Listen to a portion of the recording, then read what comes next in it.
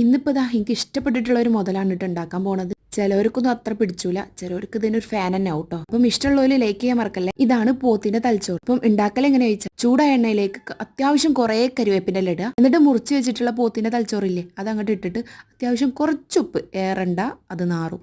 അപ്പം കുറച്ച് ഉപ്പിട്ടിട്ട് നല്ലോണം അങ്ങോട്ട് മിക്സ് ആക്കി എടുക്കുക. എന്നിട്ട് തൊട്ട് ബാക്കിൽ തന്നെ അതിലോട്ട് മഞ്ഞപ്പൊടി ചേർത്ത് കൊടുക്കണം. പിന്നെ കുറച്ച് മല്ലിപ്പൊടിയും ചേർത്ത് കൊടുക്കുക. പിന്നെ കുറേ കുരുമുളക് പൊടിയും ചേർത്ത് കൊടുക്കുക. കുരുമുളകാണ് ഇതിൻ്റെ ടേസ്റ്റ്.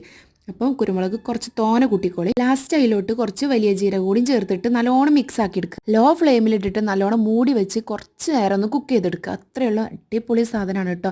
ഭംഗിക്ക് വേണമെങ്കിൽ കുറച്ച് വെളിച്ചെണ്ണ ലാസ്റ്റ് ഒന്ന് ചേർത്ത് കൊടുക്കുക. ഒന്ന് ടേസ്റ്റ് കൂടെ ഉള്ളൂ. ഇഷ്ടപ്പെട്ടവരും ഇഷ്ടപ്പെടാത്തവരൊക്കെ കമൻറ്റിലൂടെ ഒന്ന് അറിയിക്കുക. ബീഫിൻ്റെ തലച്ചോറുണ്ടല്ലോ അതിൻ്റെ ഗുണം എന്താണെന്നുള്ളത് കൂടി ഒന്ന് അറിയിച്ചു തരണേ. എനിക്ക് അങ്ങനെയൊന്നും അറിയില്ല.